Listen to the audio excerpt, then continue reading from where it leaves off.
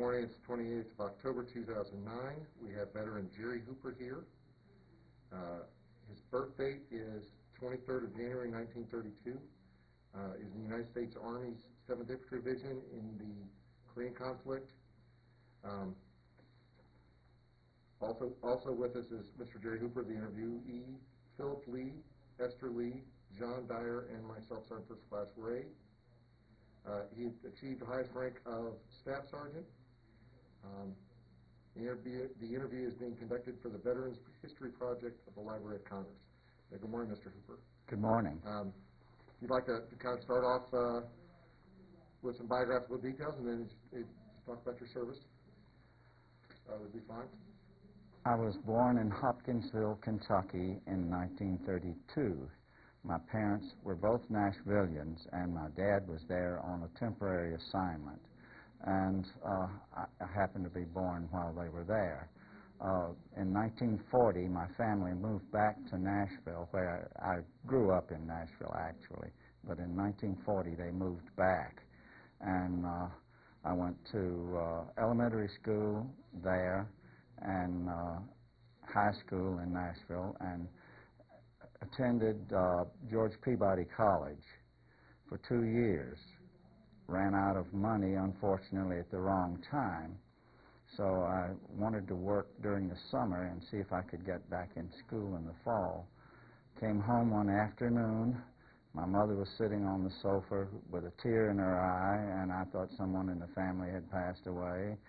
And she handed me a letter that was from President Truman.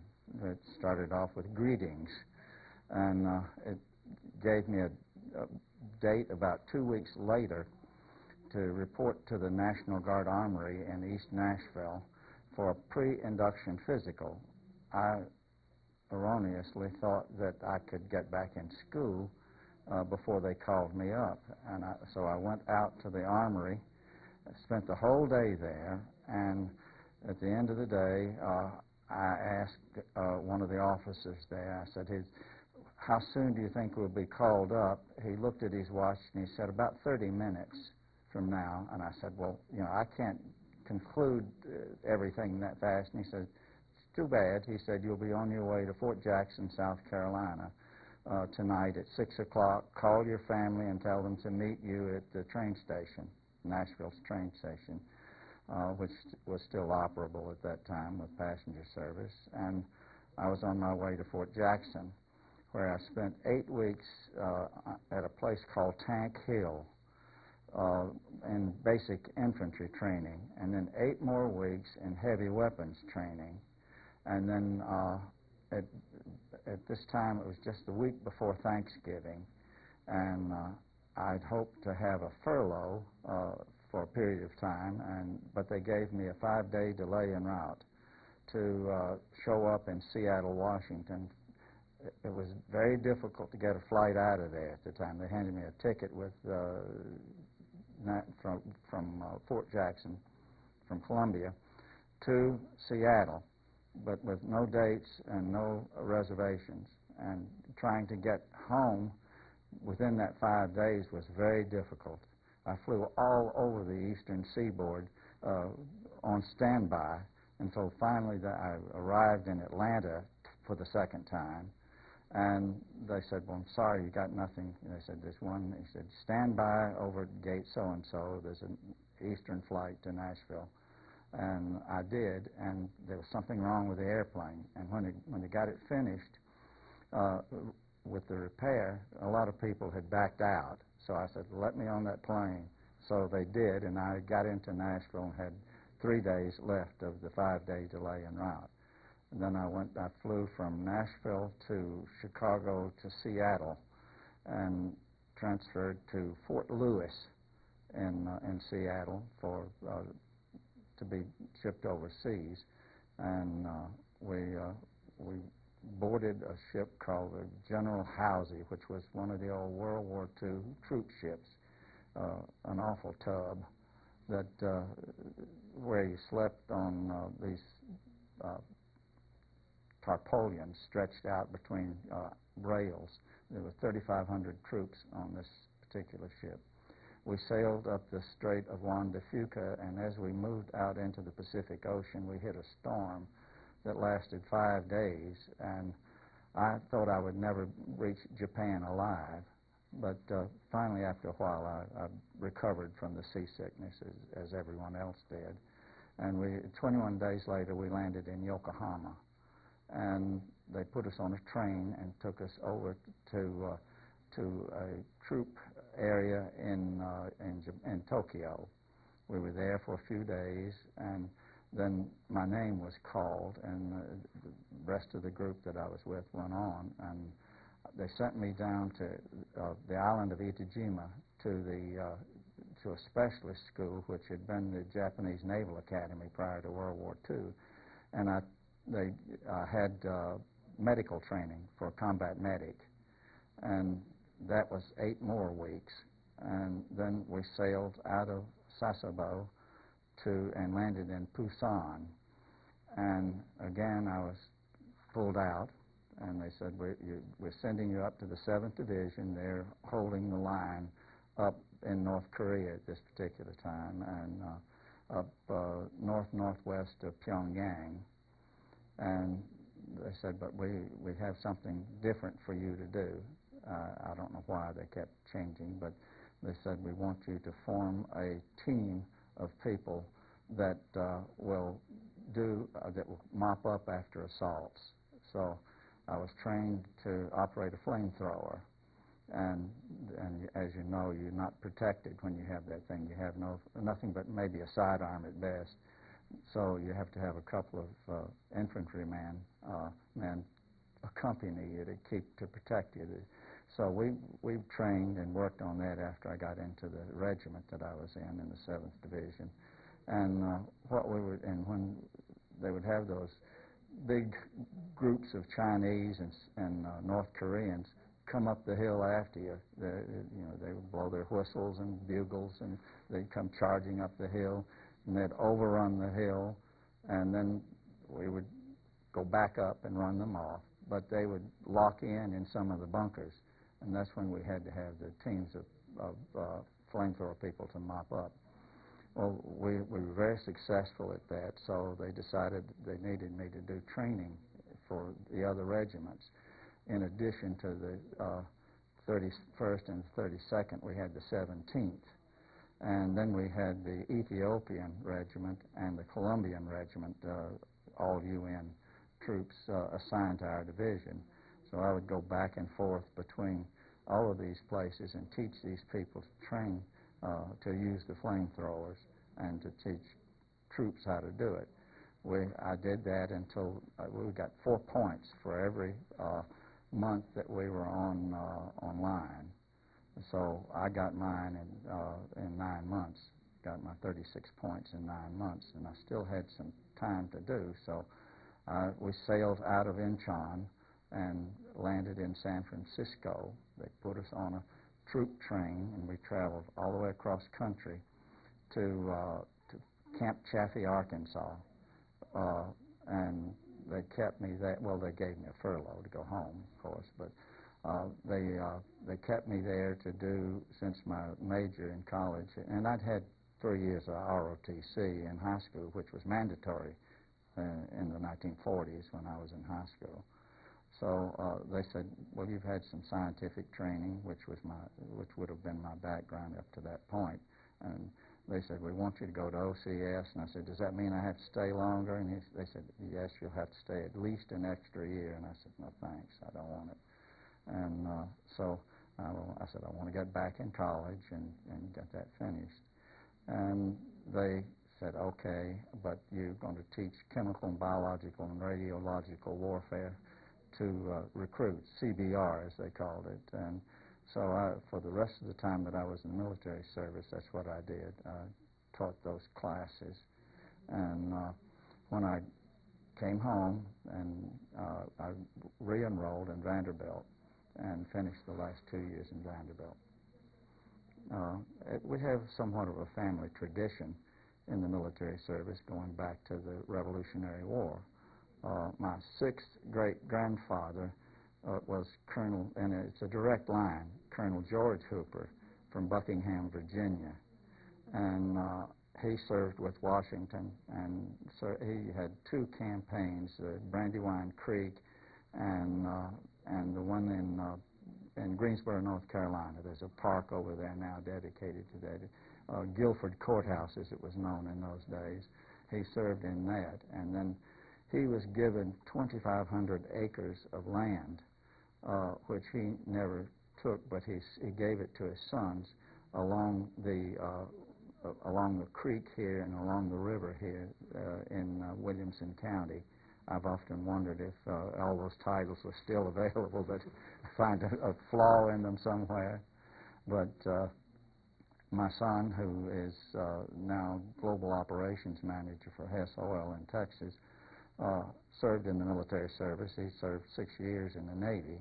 He went to Penn State on a naval ROTC scholarship, and he served on a submarine that dropped Navy SEALs into the Middle East for operations. So we still have a long history of military service, and I'm proud of the service that I had at that time. It's sometimes called the Forgotten War, but those of us who are there don't forget it. But that's pretty much it. I spent 40 years in book publishing, most of it with Cambridge University in England, where we spent some time. But I was director of the North American branch for Cambridge University Press when I retired in 1992, and then we moved back to Tennessee.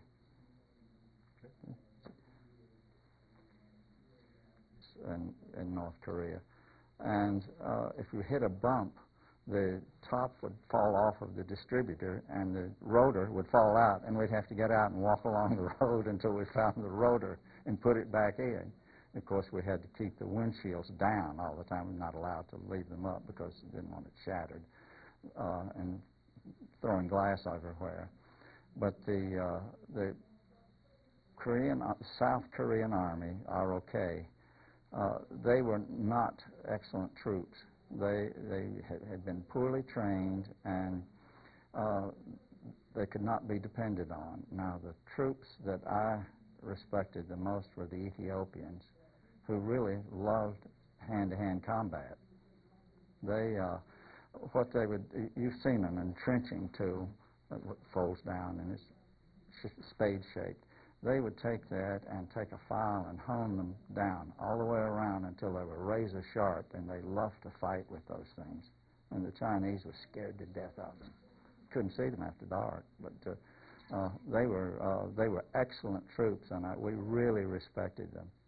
They were highly trained, and they were very sternly disciplined by their officers, but they were great troops. In fact, they gave me an award for helping them out with their training.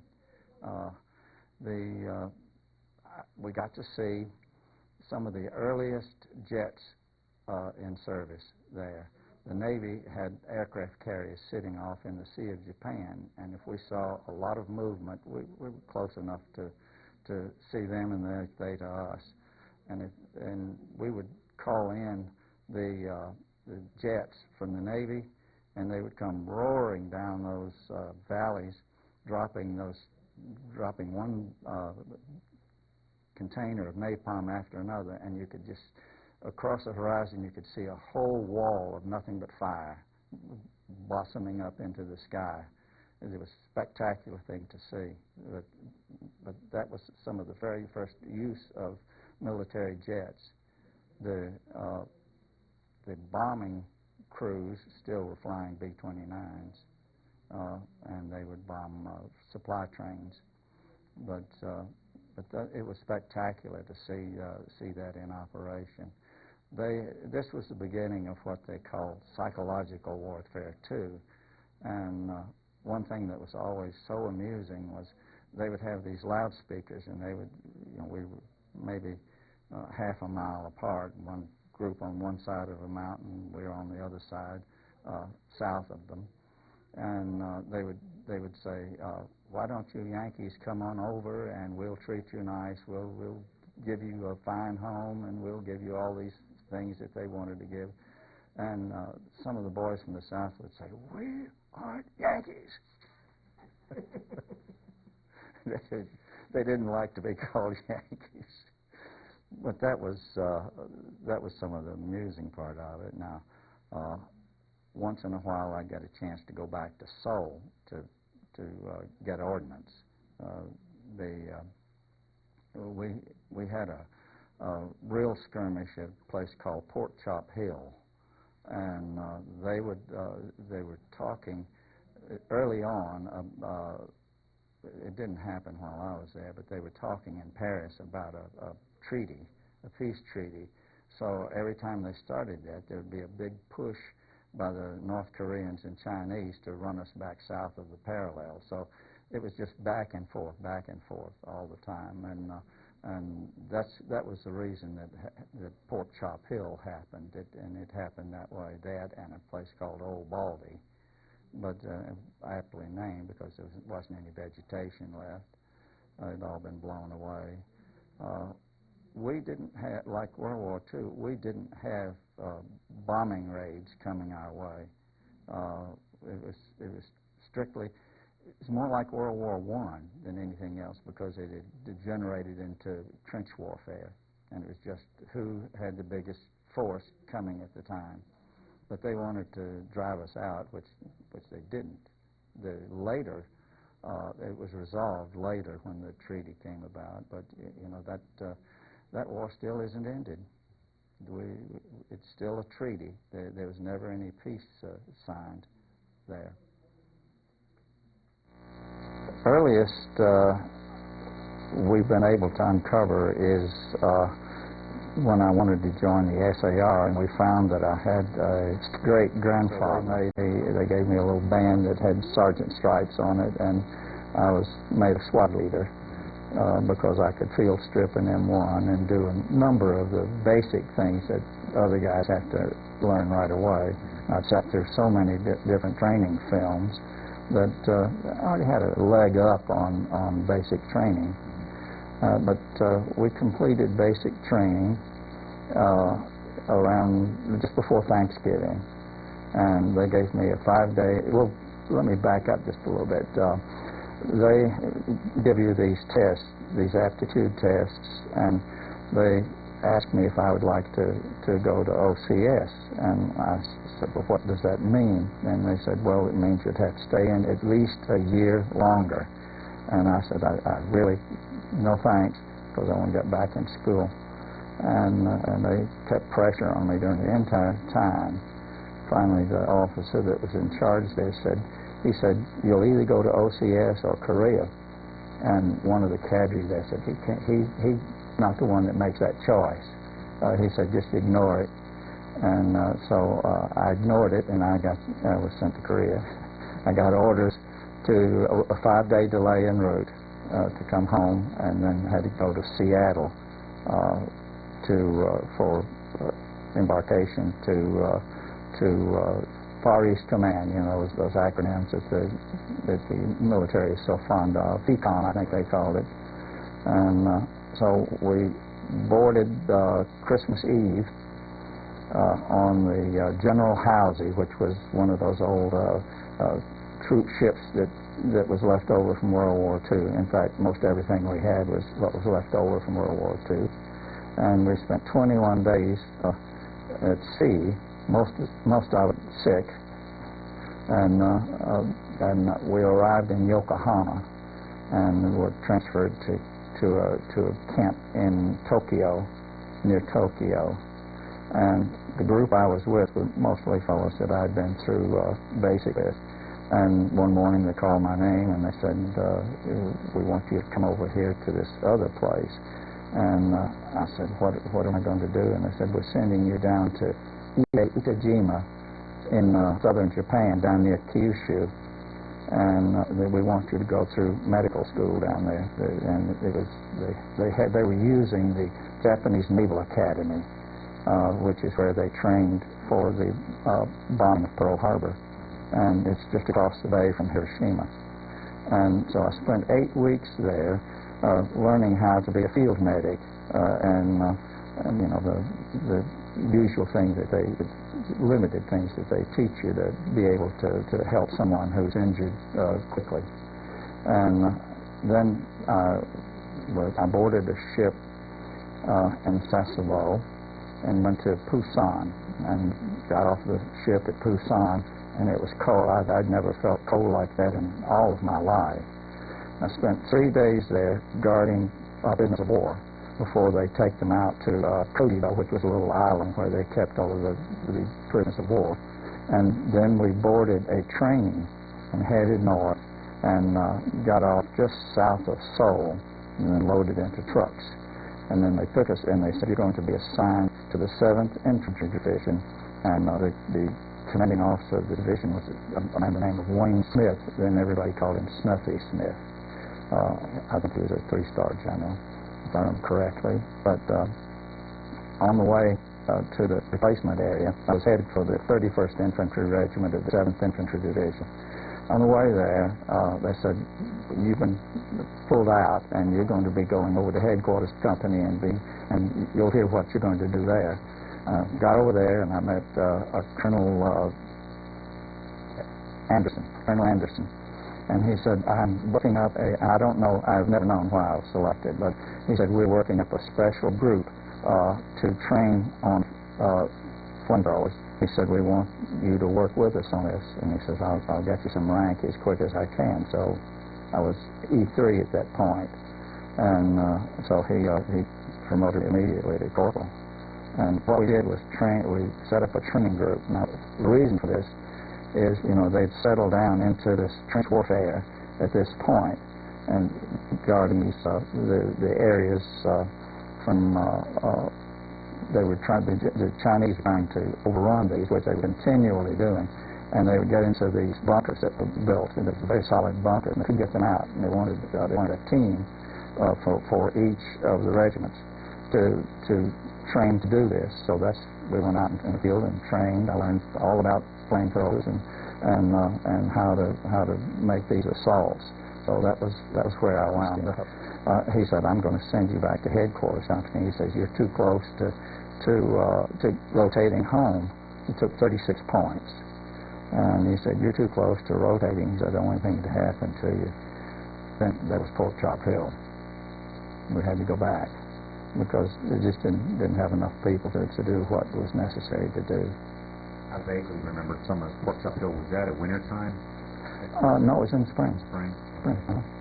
That's part of just another position getting overrun? Or was that Yes, well, they were having these talks in Geneva, and we were told that what we needed to do was hold that whole line along there. At the present time, I was at headquarters companies, which was just south of Old Baldy, and taking it easy.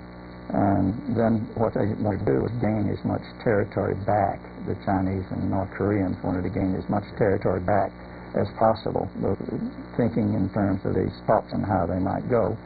So they would continually try to break through. Well, now they broke through at Baldy because the Colombians were not strong enough to hold them. And they almost broke through at Pork Chop, but they kept coming back at them and driving them off. And we told, just, if you can hang on there for about 3 days, that's all that's needed, and we did. And that's still in the 1952 time frame? That was early in 1952. Okay. So when you got to Pusan, they'd already broken out of the Pusan perimeter. Oh, yes, and anchored, and we're after dark, and we started up the Strait of Juan de Fuca. And just as we got out, we hit a storm that lasted 4 days. And that is, I don't think I've ever spent anything more miserable than that experience. What those troop ships look like, Liberty ships they were called. And we were going across the waves, and this front of the ship would go up like this, and then it would come down and go smash into the water, and then it would struggle back up and groan and get back up to the top, and then it all over again. That went on for 4 days, and I thought, I'd like to get off of this thing. Well, I'll bet there were a lot of people who see that coming. Oh, absolutely. First morning, we went down to the I guess they call it a galley, don't you, on a ship? There were these tables where you had to stand up to eat, and you went through the line with a metal tray, and they put the food on. But it was you had to keep up with your food as it went by. You know, take a bite as it went by. It was miserable. Now coming back, it wasn't that bad. We had real good weather all the way, fortunately. But I never wanted to get on a ship again in my life. It took my wife years to get me to go on a cruise. And they said, "No, it's not like that on a cruise ship." But after we got our project going there in Korea, we had a sergeant, and I was a corporal. And we had a sergeant who had grown up in New York City, and he was an orphan, and he had been he was about 1938, 37, 38.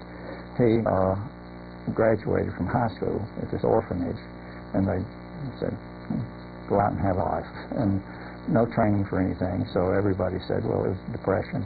They said, "Go in the Army. Now that's a good job. Go in the Army." So he enlisted in the Army, and he was there because he hadn't had his 20 years in that he wanted to have, and he was a World War II veteran, but he was having trouble back home, and they didn't think it was bad. And with his problems between him and his wife, he was threatening divorce, and he was pretty miserable and not doing a very good job.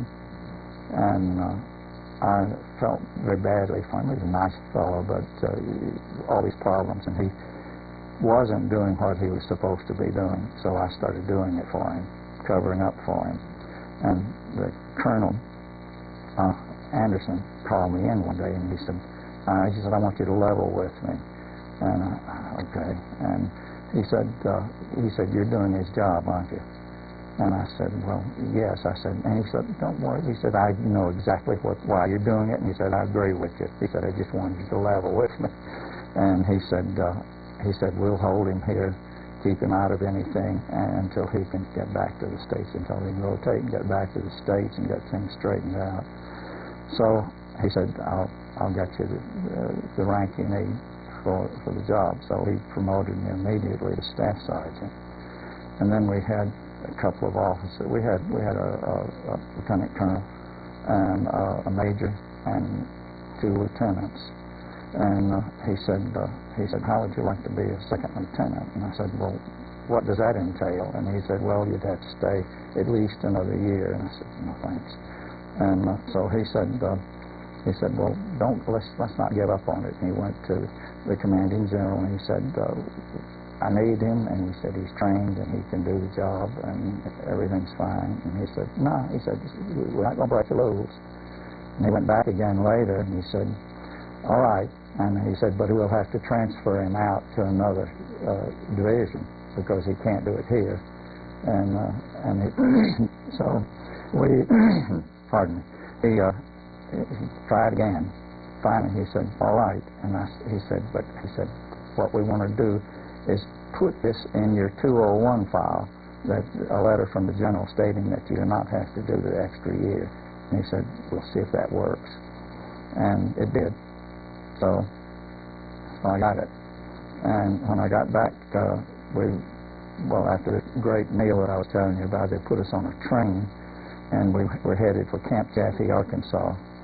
And we got over there, and they were doing the exit interview, I guess you'd call it. But they said, "Well, you can't go home. You got nothing." And I said, "You look back in that 201 file." And the warrant officer came in and he says, "I've never heard of this before." He said, I just don't believe it."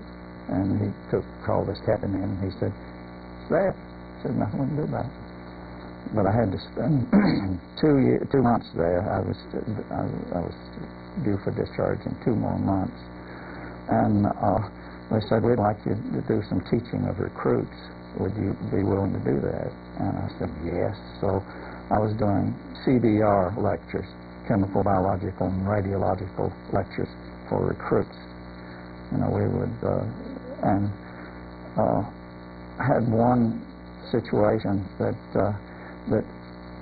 one experience rather that was very helpful to me in doing the radiological lectures. And while I was in Iwo Jima, we were right across the bay from Hiroshima, and they give us bicycles, and we ride around all over the place. And so one Sunday, got on the ferry boat with my bicycle with a couple of other guys, and we went over to Hiroshima, and that was an experience. I saw something there that I would tell these recruits, and I, to this day, had never gotten it out of my mind. You know, what happens in a nuclear blast, as you know, is blast heat and radiation are the three effects. And this was an air burst over Hiroshima, which went it down and out. And there was one of those steel railroad bridges, you know, that are built this way, and the heat that went out across this thing started melting that bridge, and it looked like a candle that had melted. And then when it reached the extent that it was going to reach, it's burned up all the oxygen within that area. So the wind comes back in, literally at hurricane force, and set it at one point, set that bridge back, and it was a grotesque looking thing. And I thought, what power that this thing has. But we did see children that were born later, of course, terribly disfigured. And to the credit of our country, they sent those children over here, operated on them, and restored them to the extent that they were able to do so. Plastic surgery and therapy, and which was the right thing to do, of course. But we would run these recruits through this tent and set off tear gas to show them the effects, and then try to teach them about nerve gas, which was probably more useless than anything they could ever have done, because there's no way of protecting it. They gave us these little plastic shields that you're supposed to squat down and pull down over you, but you know, you get one drop of that on you and you're finished. There's no recovery from it.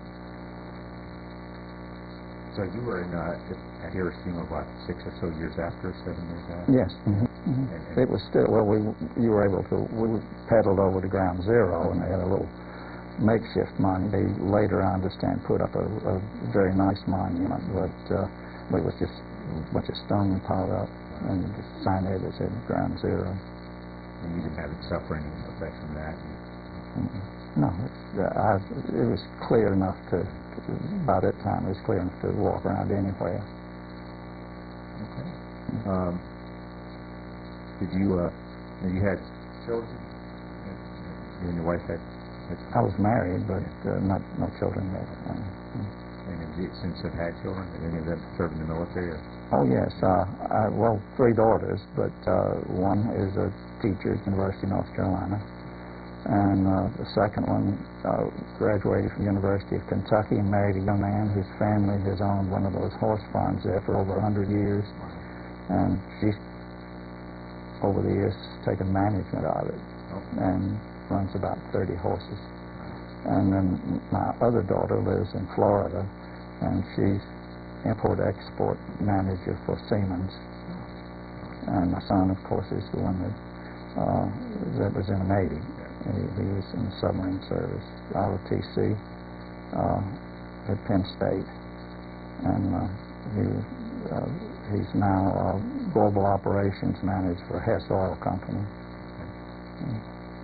He lives in Houston. My career was entirely publishing. I spent 40 years in publishing industry. Here in Nashville? No, none of it here. Okay. I worked for Harper's.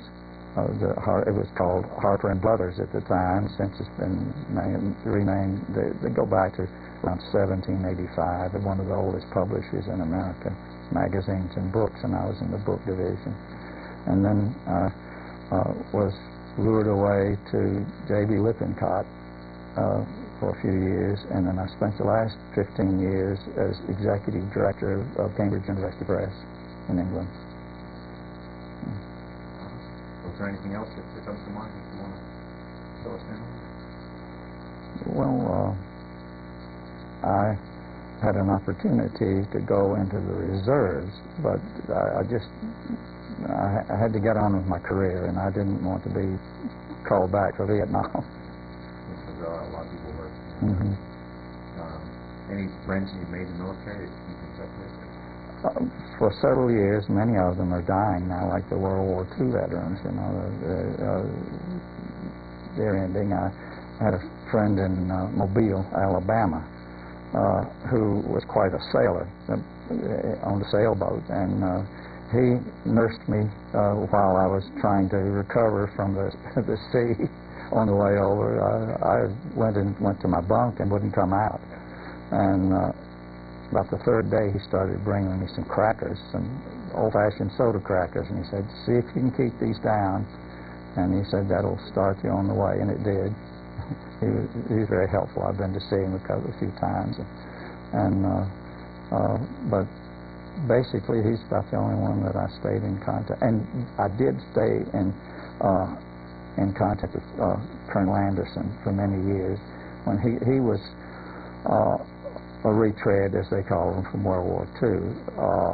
He was teaching at MIT, and they called him back into service, and he just stayed to finish out his career. They sent him to that chemical school up in where they teach chemical warfare up in Maryland, and I stayed in touch with him for many years.